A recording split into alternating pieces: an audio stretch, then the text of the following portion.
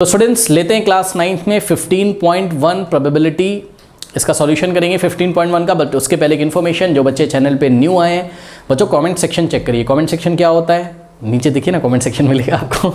बहरहाल pin comment check करिए। Pin comment क्या होता है, जो सबसे ऊपर कमेंट आ रहा है उसको पिन कमेंट बोलते हैं। वहाँ रीड मोर पे जब आप क्लिक करोगे आपको हर एक चैप्टर का वहाँ पर लिंक मिल जाएगा। फिजिक्स, केमिस्ट्री एंड मैथमेटिक्स पूरा हम इस चैनल पे पढ़ा चुके हैं बच्चों, ठीक है। बहुत ही क्वालिटी कंटेंट यहाँ पे आपको मिलेगा। साथ में इस चैनल की खास बात ये है कि यहाँ पे आपको एनसीईआरटी एग्जाम्पलर के भी सॉल्यूशन मिल जाएंगे। एनसीईआरटी एग्जाम्पलर क्या होता है आप लोगों को शायद ना पता हो, तो सीबीएसई ने एक बुक प्रैक्टिस के लिए लगा कर रखी जिसको एनसीईआरटी एग्जाम्पलर बोलते हैं, ठीक है ना। तो अगर आपको किसी चैप्टर का लिंक नहीं मिल रहा है, नहीं समझ में आ रहा है कैसे पढ़ना है, तो आप व्हाट्सएप नंबर 7503644171 पर व्हाट्सएप करिए, लिंक यहाँ से आपको सेंड कर दिया जाएगा। अब आइए स्टार्ट करते हैं आज की क्लास। चलिए तो आज की क्लास में लेते हैं सबसे पहले बच्चों हम लोग क्वेश्चन नंबर 1 ऑफ एक्सरसाइज 15.1, ठीक है ना। तो देखिए क्या कह रहा है, in a cricket match batswoman hits a boundary 6 times out of 30 balls she plays, ठीक है बच्चों।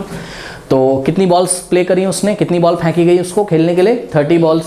30 बॉल्स में से ध्यान से चेक करिए, बाउंड्री मतलब 4 रन मारे उसने कितनी बार, 6 टाइम्स, यानी कि 6 बॉल्स में 4 रन लगे उसके। तो बताओ कितनी बॉल्स में 4 रन नहीं लगे, बताओ 24 बॉल्स में। अरे भाई खुद दिमाग लगाओ ना, टोटल बॉल्स कितनी खेली बताओ उसने, 30 है ना, और 30 में से 6 बॉल्स ऐसी थी कि जिन बॉल्स में उसने चौका लगा दिया, ठीक है, बाउंड्री लग गई उसकी। तो कितनी बॉल्स में बाउंड्री नहीं लगी बताइए, 24 बॉल्स में। भाई 30 - 6 24 बॉल, तो 24 बॉल्स में बाउंड्री नहीं लगी उसकी, ठीक है। आपसे क्वेश्चन कर रहा है find the probability that she did not hit a boundary, कि उसकी, ध्यान से बच्चों पढ़ लेना जरा, that she did not hit a boundary, यानी कि हम एक इवेंट ई डिफाइन करेंगे। Event E is such that, colon को क्या पढ़ेंगे, such that, event E is such that she did not hit a boundary.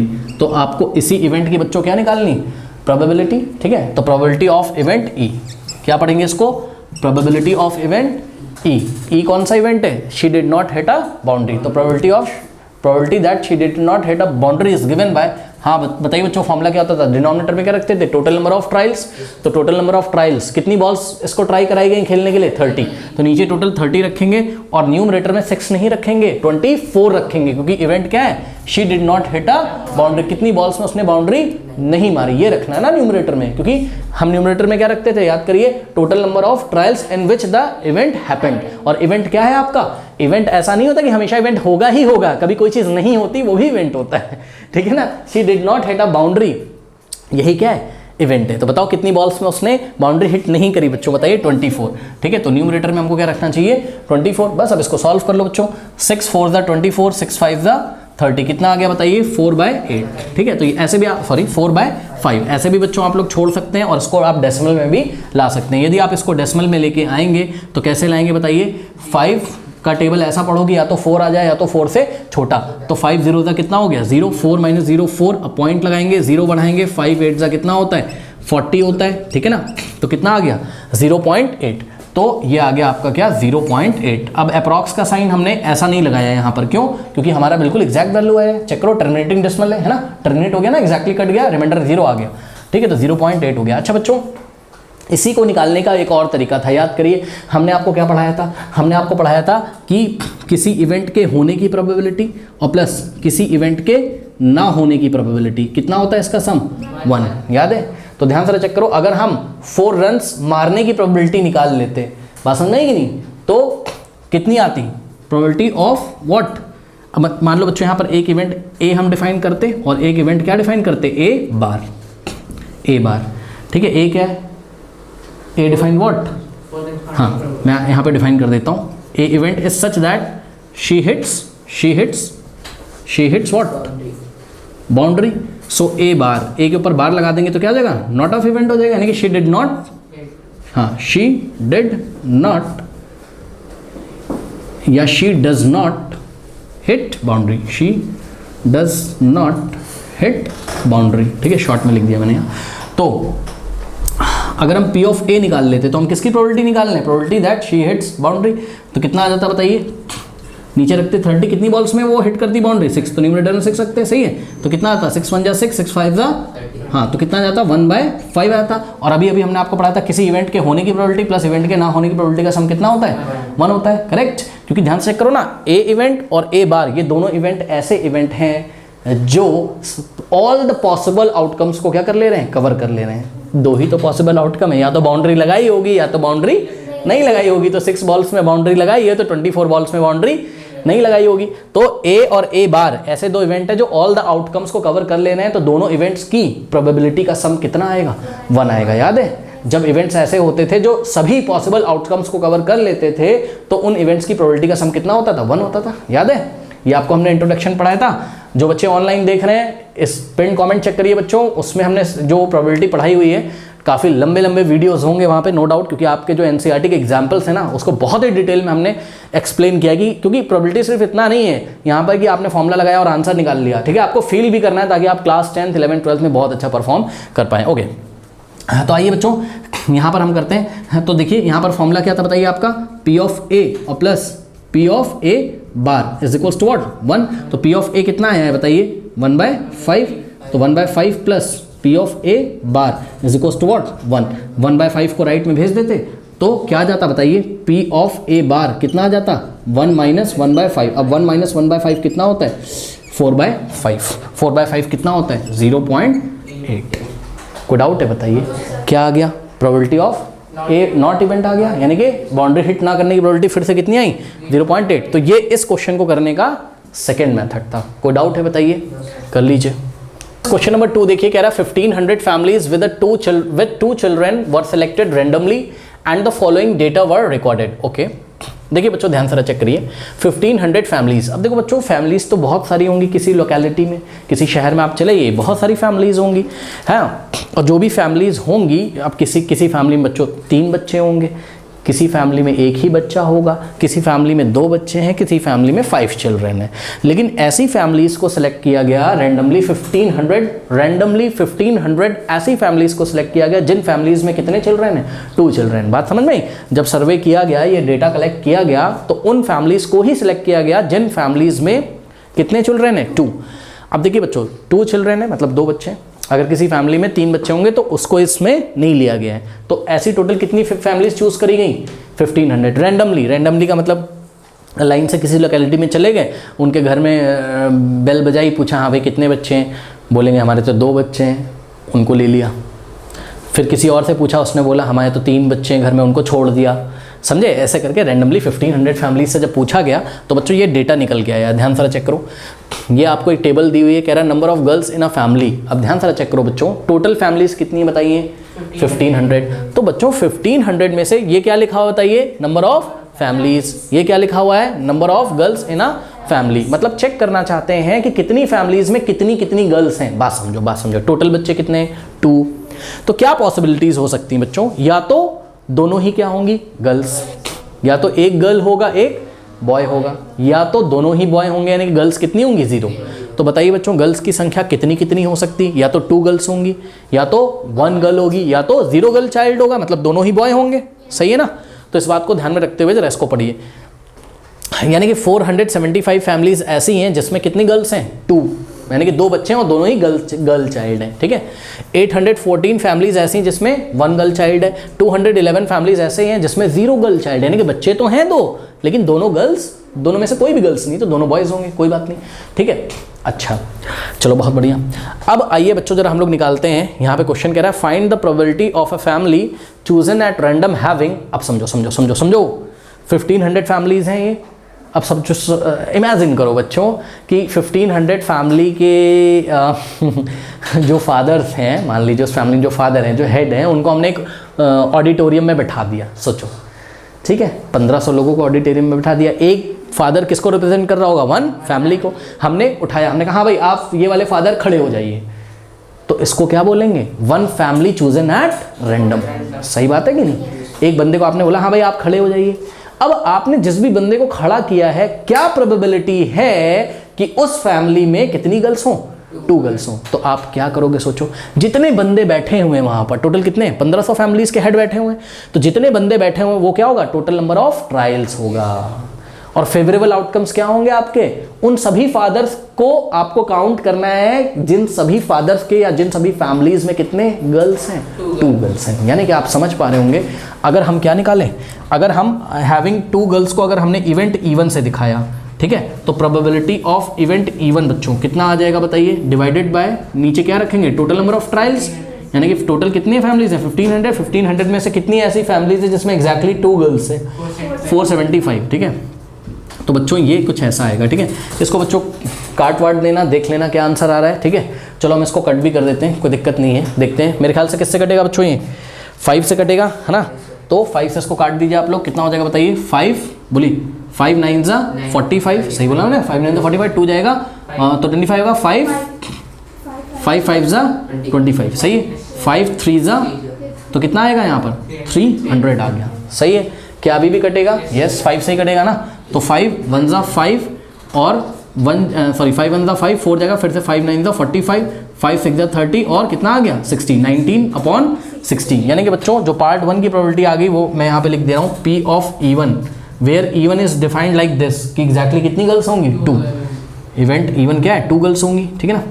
तो कितना हो गया बच्चों बताइए, 19/60 हो गया, ठीक है। ये आपका हो गया क्या, पार्ट 1 का आंसर, ठीक।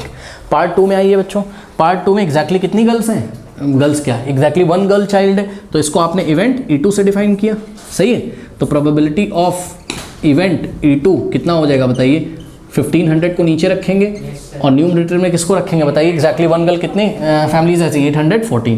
तो यहाँ आपने क्या रखना है, 814। मेरे ख्याल से 2 से कैंसिल कर लें क्या, हाँ चलो करते हैं, देखते हैं क्या होता है। वैसे तो 4 + 1 कितना होता है, 5 8, हाँ 2 से ही करना पड़ेगा ना। तो 2 4 दा, ठीक है, फिर 0 लगेगा और यहाँ पे कुछ लोग 2 7 दा 14 कर देते हैं, यहाँ 47 कर देते हो, क्यों कर देते हो 47, खुद दिमाग लगाओ, 47 का 2 टाइम्स करोगे तो 814 थोड़ी ना मिलेगा, बात समझे ही नहीं। तो 407 आना चाहिए यहाँ, और 2 7 दा फिर 1 जाएगा, तो 2 5 दा फिर 0, करेक्ट।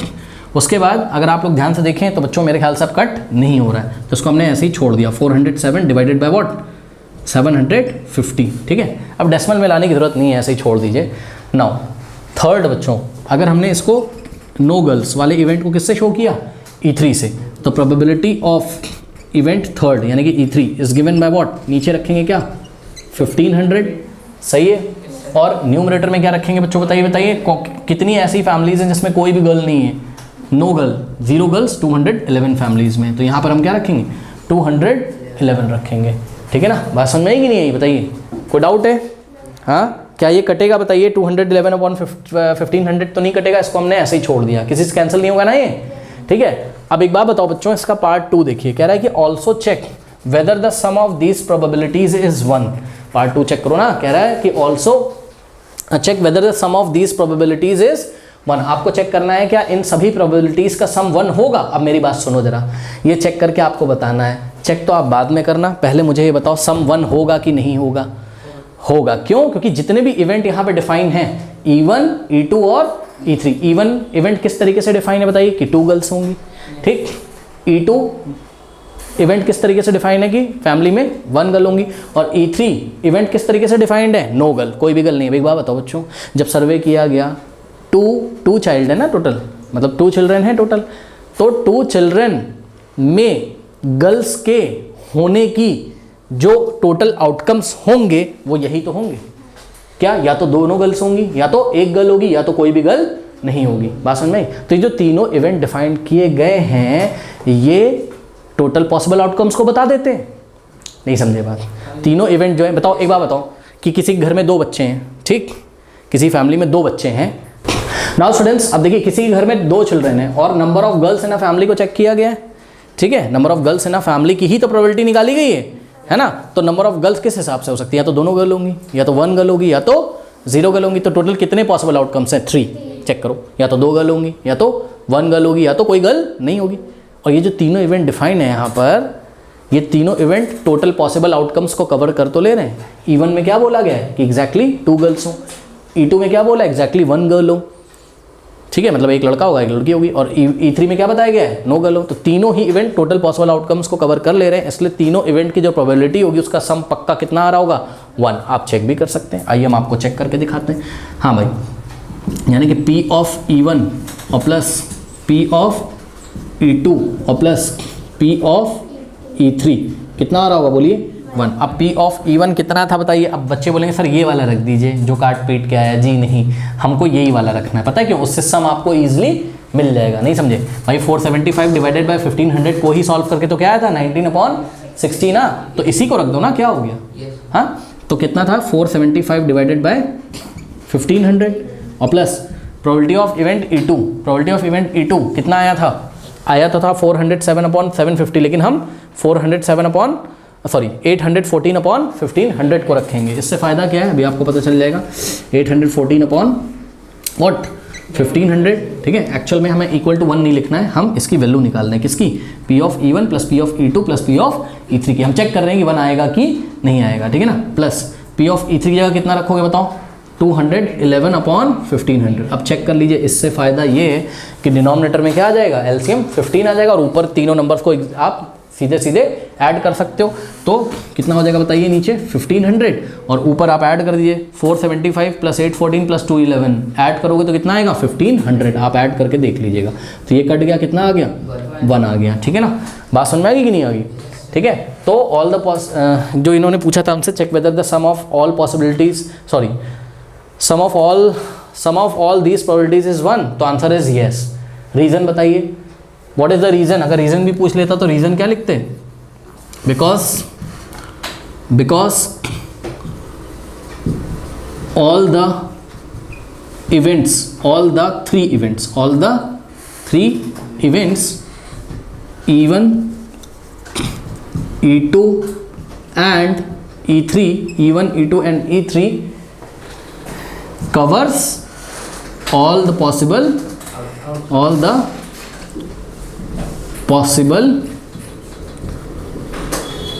outcomes। कोई डाउट है बताइए, कर लीजिए। बाकी क्वेश्चन में प्रोबेबिलिटी फ्रैक्शन में डिस्ट्रीब्यूशन शो करते हैं।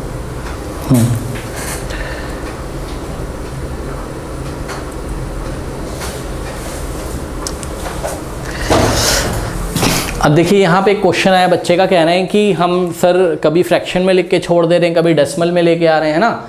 तो सुनो, जब डेसिमल में इजीली आ जा रहा हो बच्चों तो आप कर दीजिएगा। आप बड़े बड़े नंबर आ रहे हैं, आपको डिवाइड करना नहीं उचित लग रहा है। आप देखिए 211 को कहाँ तक 1500 से डिवाइड करते रहोगे, तो ऐसे फ्रैक्शन में भी छोड़ दोगे, दैट इज करेक्ट। हाँ, लेकिन ये है कि सिंपलेस्ट फ्रैक्शन में लेना, कटवट रहा हो तो काटवट देना।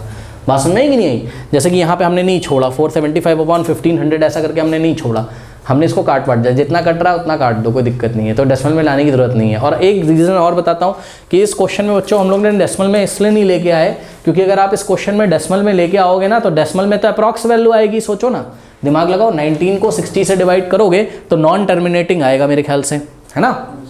यस, नॉन टर्मिनेटिंग आएगा। अपन अपने कैलकुलेटर निकाल के करके देख लीजिएगा। 19 को 60 से डिवाइड लगाओ, नॉन टर्मिनेटिंग आएगा बच्चों, कभी भी रिमाइंडर 0 नहीं होगा। और जब रिमाइंडर 0 नहीं होगा तो भैया ये वाली वैल्यू कैसी आ जाएगी? अप्रॉक्स में आ जाएगी। हाँ, इसी तरीके से आपकी जो सेकंड वाली वैल्यू है, चेक करो 407 को 750 से डिवाइड लगाओगे, ठीक है, मेरे ख्याल से तब भी किस में आएगा?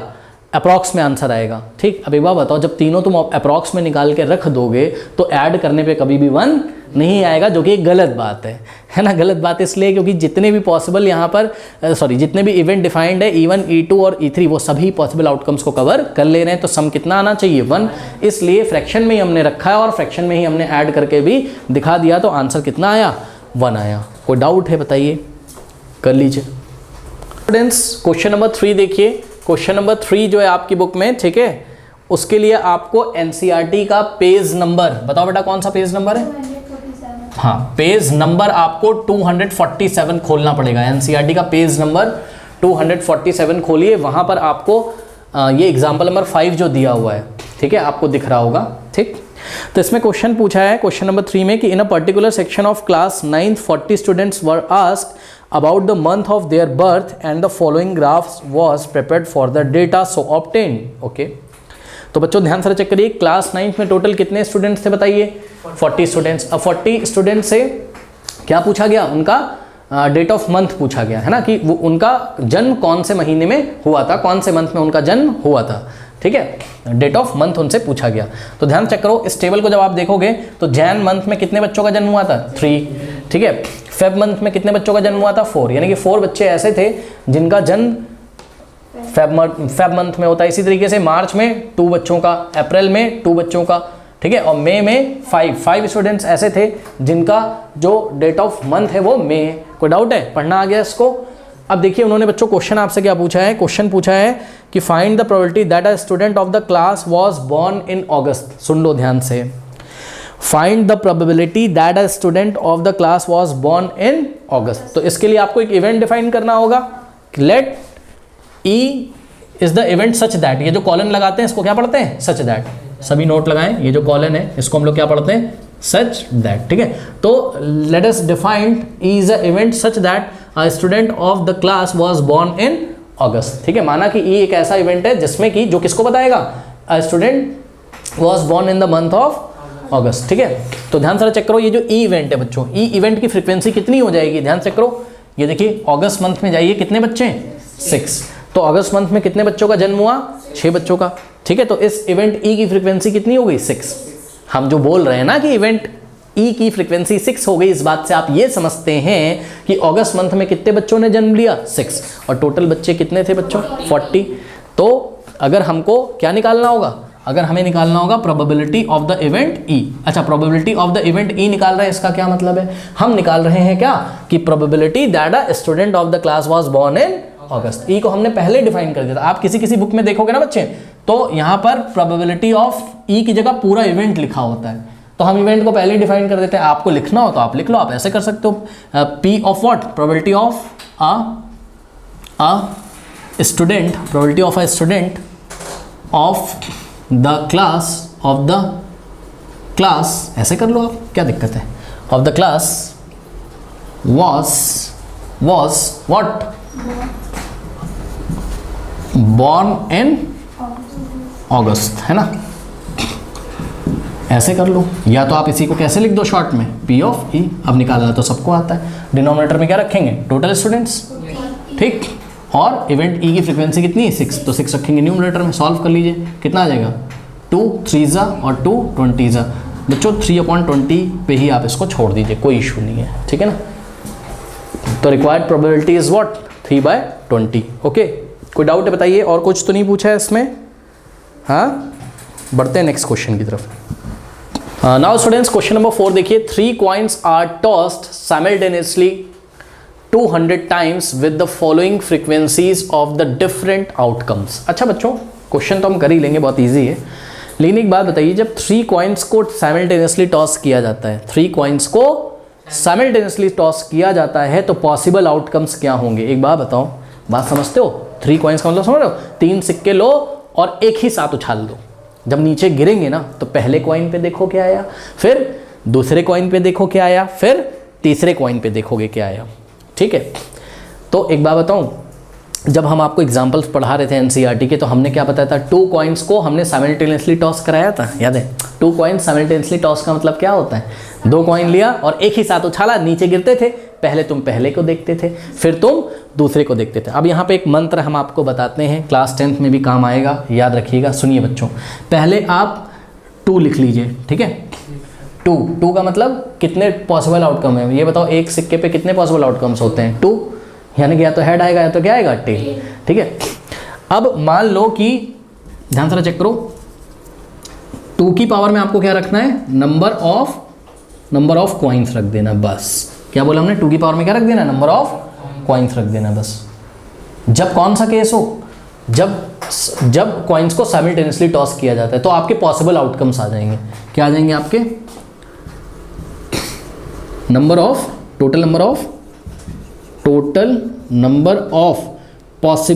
Total number of possible outcomes अगर आपको निकालने बच्चों, ठीक है, total number of possible outcomes अगर आपको निकालने, तो 2 की पावर में नंबर ऑफ कॉइन्स रख दीजिए। जैसे कि बच्चों ध्यान से चेक करो, ध्यान से करना, अगर 2 कॉइन्स साइमल्टेनियसली टॉस किए गए, 2 कॉइन्स, तो कॉइन्स कितने बताओ?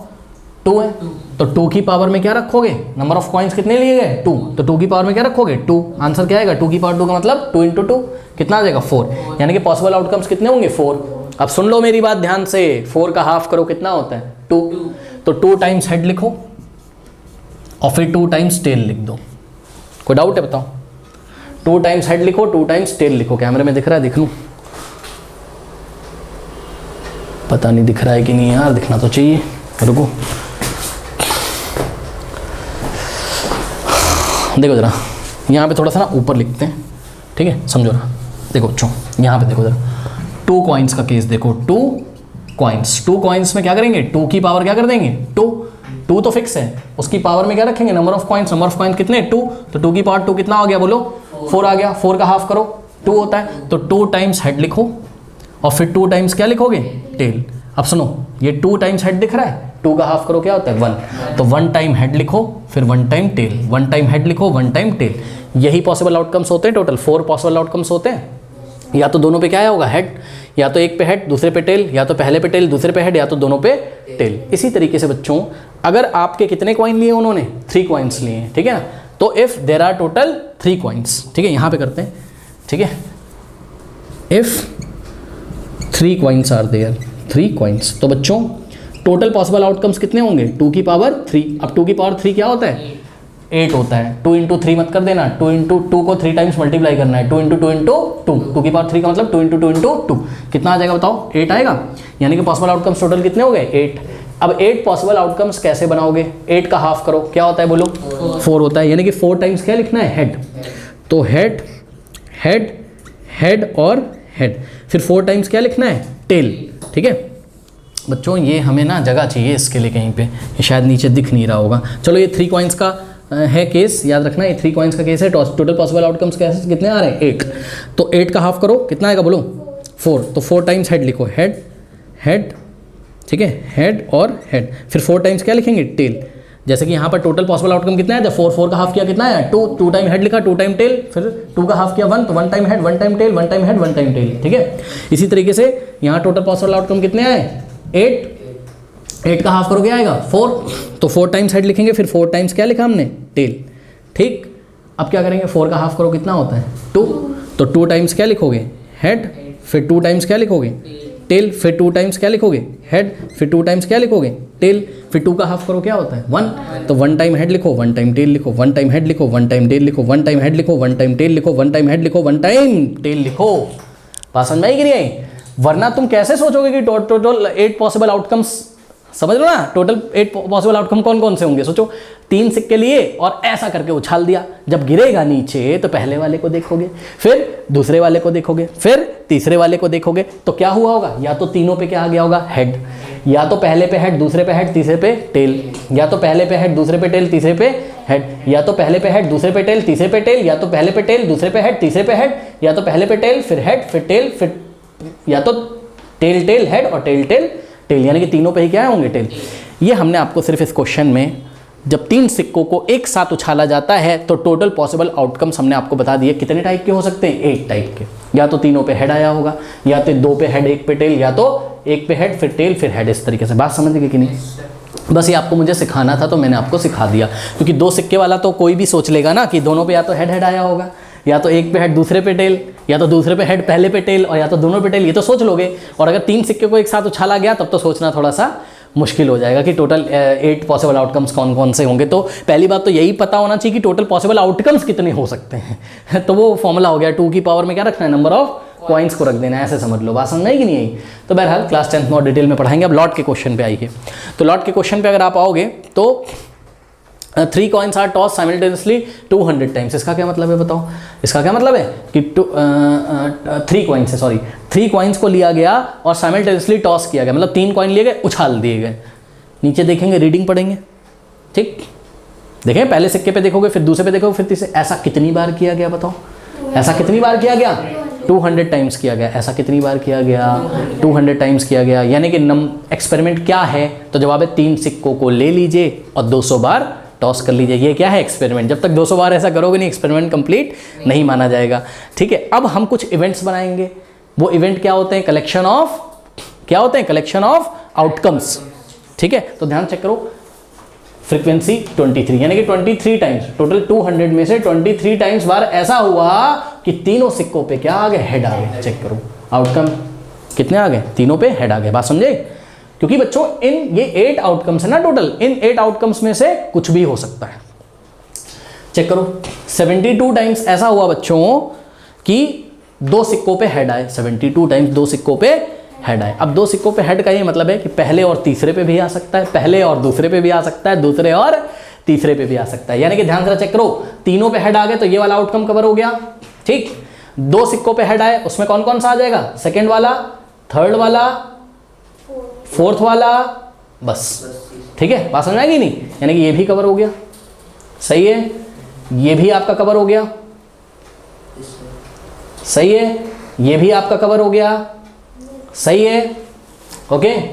अब 77 टाइम्स क्या हुआ कि 1 हेड आया, तो 1 हेड कहाँ दिखाई पड़ रहा है तुम्हें? यहाँ पे देखो, ये कवर हुआ, ठीक है। 1 हेड इसमें भी आ रहा है, ये कवर हुआ, और 1 हेड इसमें भी आ रहा है और ये कवर हुआ। अब ध्यान से चेक करो, नो हेड, नो हेड मतलब क्या? तीनों पे क्या आया हो? टेल आया। तो ये जो नो हेड वाला इवेंट है ये वाले आउटकम को कवर कर रहा है। यानी कि यहाँ पे जितने भी इवेंट डिफाइन है बच्चों, पहला इवेंट किसको डिफाइन कर रहा है? E1 3 हेड्स के आने को, E2 किसको डिफाइन कर रहा है? 2 हेड्स को आने को, E3 किसको डिफाइन कर रहा है? 1 हेड के आने को, और E4 किसको डिफाइन कर रहा है? किसी भी हेड के ना। तो चारों इवेंट मिलके टोटल पॉसिबल आउटकम को कवर कर लेते हैं। चेक करो, यानी कि अगर निकाला जाए तो P ऑफ E1 और प्लस P ऑफ E2 और प्लस P ऑफ E3 और प्लस P ऑफ E4 कितना आ जाएगा? 1 आ जाएगा कि नहीं आ जाएगा बताइए? ठीक है, बहरहाल हमें ये सब करके नहीं दिखाना, आप ट्राई भी कर सकते हो। हम यहाँ क्वेश्चन बस सॉल्व करने आ रहे हैं, तो आपके कॉन्सेप्ट क्लियर करने थे, इसलिए मैंने इतना डिटेल में बताया। क्या कह रहा है? If the 3 coins are simultaneously again compute the probability of 2 heads coming up. ठीक है, बात समझ में आई कि नहीं आई? तो पहले 3 कॉइन्स को ले लिया गया बच्चों, सुन लो, 3 कॉइन्स को लेके 200 बार किया गया, तो यहाँ टेबल बनाई गई। टेबल जब बच्चों आपके पास आ गई तो उस टेबल को देखकर आप कुछ प्रेडिक्शन कर सकते हो कि नहीं कर सकते हो। तो वही आपसे नीचे क्वेश्चन पूछा गया है कि भैया देखो, उसने कहीं पे क्वेश्चन में ये नहीं बोला कि इस टेबल को देख के बताओ, क्योंकि हम तो भैया स्टैटिस्टिक्स और प्रोबेबिलिटी में यही तो पढ़ के आए हैं क्या, कि पीछे जो डेटा कलेक्ट किया रहता है उसी को देख के हम चांसेस निकालते हैं ना। तो यहाँ पे जो इसने आपसे बोल दिया है, if 3 coins are simultaneously tossed again, मतलब वही तीनों सिक्के अगर हम आपको दे दें और अगर आप उसको फिर से क्या करें, उछालें, और सिक्के जब नीचे गिर जाएं, तो क्या पॉसिबिलिटी है कि compute the probability of 2 heads coming up. क्या पॉसिबिलिटी है कि क्या आ जाए? 2 हेड आ जाए। ठीक, तो आप इस डेटा के हिसाब से निकालोगे, बात समझे कि नहीं? तो 2 हेड्स आने की जो प्रोबेबिलिटी हो जाएगी वो कितनी हो जाएगी? ध्यान से चेक करो, probability of getting what? 2 heads, यानी कि एक तरीके से हम लोग क्या निकाल रहे हैं? P ऑफ E2, है ना? बताओ बच्चों कितना हो जाएगा? 72 टाइम्स ऐसा होता है कि 2 हेड्स आते हैं, डिवाइडेड बाय क्या कर देंगे? 200। बस अब इसको सॉल्व कर लीजिए, करना हो तो। किससे आएगा? 2 से आएगा, 2 3 और 2 6, फिर ये 100 टाइम्स जाएगा। वैसे तो हम 4 से भी ले आ सकते थे, चलो कोई बात नहीं, अब 4 से ले जाओ। 4 9 36 और 4 25 टाइम जाएगा, तो कितना आ गया? 9/25। कोई डाउट है बताइए? ओके, तो ये चीज़ हो गई। अब मैं आपको एक काम देता हूँ, आप कर सकते हो। अगर हम आपसे पूछ लेते हैं यहाँ पर compute the probability of getting 3 heads, compute the probability of getting 1 head, compute the probability of getting no head. No head को हम क्या बोल सकते थे? ऑल 3 टेल्स भी बोल सकते थे। बात समझाएगी नहीं? तो अगर आप E1 E2 E3 E4 सबकी प्रोबेबिलिटी निकाल के सम करेंगे तो आंसर कितना आएगा? 1। क्यों? क्योंकि ये सभी events, all the possible 8 outcomes को क्या कर लेते हैं? कवर कर लेते हैं। बात समझ आई कि नहीं आई? तो बहरहाल 9/25 इज द रिक्वायर्ड आंसर। तो स्टूडेंट्स, नेक्स्ट क्वेश्चन का जो आंसर है वो एंड स्क्रीन पे आ रहा होगा। देखो बच्चे मजे ले रहे हैं कोई बात नहीं, नेक्स्ट क्वेश्चन एंड स्क्रीन पे आ रहा होगा। मिलते हैं नेक्स्ट क्लास में, तब तक के लिए पढ़ते रहिए, बढ़ते रहिए। All the best.